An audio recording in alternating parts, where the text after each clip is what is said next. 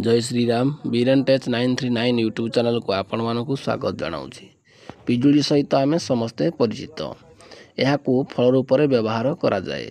पिजुली दुई प्रजातिर देखा जाए, लाल एवं धला। पिजुली मीठा एवं खटा होता है। एतिरे अनेक औषधीय गुण रही। यार फल स्वादिष्ट, तृष्णा निवारक और क्षुधा बोधक। यह हृत्पिंड को शक्त करिथाए।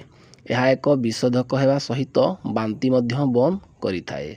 पिजुली रे विटामिन बी एवं सी बहुत मात्रा रे रही थाए। पिजुली प्रतिदिन खाइबा उचित। आसन जानिबा केतोटी साधारण रोगर चिकित्सा प्रणाली। सूर्योदय पूर्व कंचा पिजुली को घोरी व्यथा स्नान रे लेप देले मुंड व्यथा दूर हो जाए।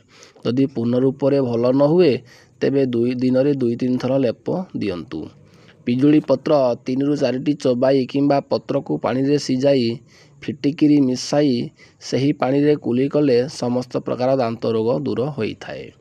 पिजुली गछर कअँल पत्र रे खैर लगाई पान भली चबाइले मुख चाली ठीक होता है। पिजुली मंजी काढ़ी छोट छोट करी काटी चीनी मिसाई अल्प आंच रे सिजाई चटणी करी खाइले हृदरोग रे विशेष लाभ मिलता है। पिजुली पत्र को पानी रे सिजाई सही कथा 10 ग्राम मात्रा रे पीले बांति मध्य भल होता है।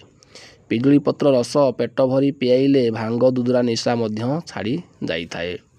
पिजुली पत्र रस रे महू मिसाई सेवन कले काश कफ दूर होता है। ज्वर जनित काश हेले दर पाचिला पिजुली को निआरे सेकी लुण लगाई खाइले लाभदायक हुए। झाड़ा सफा न होई बहुत काश हेउतिले ज्वर रहुतिले एवं सज मिठा पिजुली मन भरी खाइले लाभ मिलता है।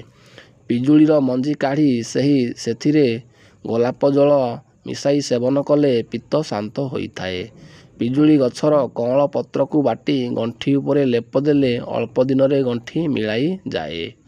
गंठी बात जो जंत्रणा हेउथिले सतेज पिजुली पत्र को पेस्ट प्रस्तुत करी जंत्रणा हेउथिबा स्नान रे लगाइले जंत्रणा ह्रास पाई थाए।